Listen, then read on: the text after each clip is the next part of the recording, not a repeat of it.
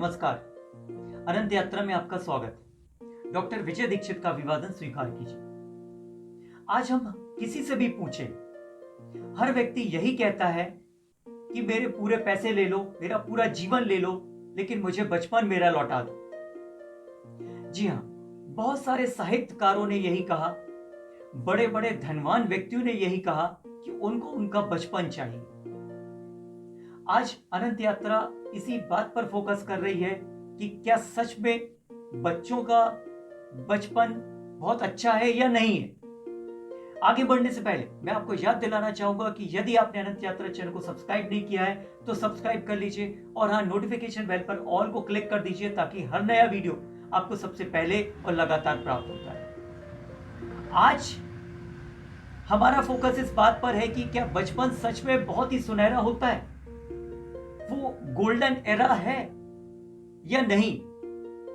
आपको एक कहानी याद दिलाता हूं, हेलन केलर की, जिनका जन्म आज ही के दिन 27 जून 1880 को अलबामा में हुआ।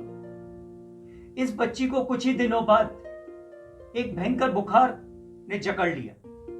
उसके बाद उस बच्ची की सुनने की, बोलने की और देखने की ये तीनों क्षमताएं नष्ट हो गई। अब आप सोच सकते हैं कि उस बचपन में उस बच्ची का क्या हाल हुआ होगा। हम तो हमेशा कहते हैं कि बचपन से अच्छा कुछ नहीं। हमारे भी काश हम भी बच्चे होते। हम लगातार इस बारे में डिस्कस करते हैं, लोगों से कहते हैं कि बचपन बहुत अच्छा था। तो अगर ऐसा होता तो उसका जीवन कितना नष्ट हो गया आप ये समझ सकते हैं।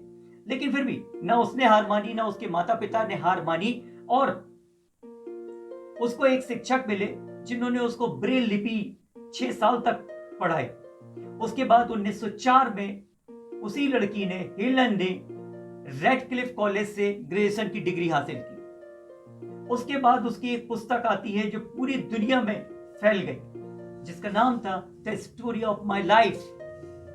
इस पुस्तक की बिक्री से जो रॉयल्टी मिली इतनी ज्यादा थी कि उसने एक अपने लिए मकान खरीदा, लोगों की सहायता करी, बहुत सारे पैसे दान दिए और अपने संघर्ष की कहानी पूरी दुनिया को बताई। महिलाओं के अधिकारों के लिए लगातार लड़ती रही और इस तरह की बातें हमेशा चलती रही। लेकिन 1968 में जैसा कि होता है उनकी भी मृत्यु हो गई। लेकिन क्या आपको लगता है बचपन सच में बहुत अच्छा है? उन्होंने अपने संघर्ष की कहानियां बताई। आज कोविड-19 का जो प्रभाव पड़ रहा है, हमारे शिक्षा में आमूलचूल परिवर्तन हो गए।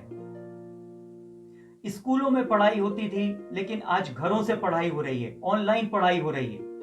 इतना ही नहीं, वो माँ बाप जो बच्चों से मोबाइल छीन लेते थे आज बच्चों को नया मोबाइल खरीद के दे रहे हैं, लैपटॉप दे रहे हैं, टीवी के सामने पूरे दिन बैठने के लिए मजबूर कर रहे हैं। क्यों? सिर्फ शिक्षा के लिए। कहा भी जाता है पढ़ोगे लिखोगे बनोगे नवाब, खेलोगे कूदोगे होगे खराब। ये भारत में इस तरह की कहावतें प्रचलित हैं और माँ बाप अपने बच्चों को लगातार पढ़ाई की तरफ अग्रसर कर रहे हैं। आपको बता दें कि इकोवेशंस के फाउंडर रितेश सिंह को पढ़ाई के उन्नयन ऐप बनाने के लिए प्रधानमंत्री जी का इनोवेशन पुरस्कार मिल चुका है। अभी भारत में देश के 8 राज्यों में करीब करीब इस ऐप को यूज किया जा रहा है, जिसके माध्यम से करीब 12 लाख विद्यार्थी अध्ययन कर रहे हैं। उसके बाद भी रितेश सिंह का कहना है कि यह पर्याप्त नहीं है। ये ऑनलाइन एजुकेशन ऑफलाइन एजुकेशन की जगह नहीं ले सकती।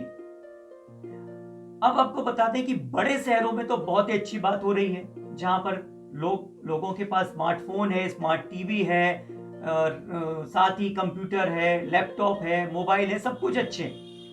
लेकिन उन जगहों के या उन गरीब लोगों का क्या करेंगे?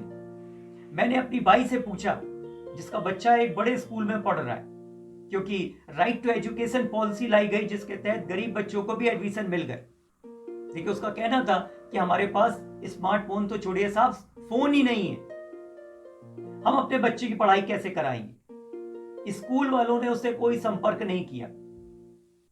गांव में जो स्कूल चल रहे हैं वो मिड डे मील की बदौलत चल रहे हैं। बच्चों को स्कूल का खाना अच्छा लगता है, इसलिए बच्चे स्कूल जाते हैं, वहां भरपेट भोजन मिलता है, साथ में पढ़ाई करते हैं। घर में पूरे दिन वो किस तरह से पढ़ेंगे। हालांकि बिहार में कुछ इस तरह का प्रयास किया गया है कि लाउड स्पीकर के द्वारा पढ़ाई कराई जा रही है, लेकिन क्या ये सब चीजें पर्याप्त हैं? इस मामले में एक्सपर्ट्स कहते हैं कि कोविड-19 के बाद दुनिया में जो बदलाव होंगे, दुनिया में जो चुनौतियां आएंगी, उसमें शिक्षा एक बड़ी क्रांति बन करके उभर रही है। और शिक्षा में ऐसा नहीं है कि बच्चों को ही परेशानी, शिक्षकों को भी परेशानी है कि वो किस तरह से पढ़ाएं, किस तरह से नया दें, क्योंकि बच्चों को पढ़ाना बहुत जरूरी है। आपको, मुझको, एक्सपर्ट्स को, किसी को नहीं मालूम कि कोविड-19 का प्रभाव कब खत्म होगा। हमारे बच्चे स्कूल जा पाएंगे या नहीं जा पाएंगे, इसके बारे में भी कोई जानकारी नहीं।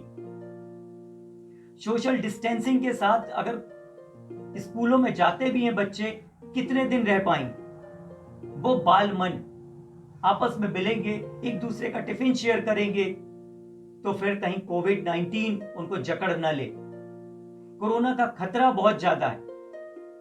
आज शिक्षकों के सामने भी चुनौती है, बच्चों के सामने भी चुनौती है। आज हमने हेलन केलर की स्टोरी को सुना।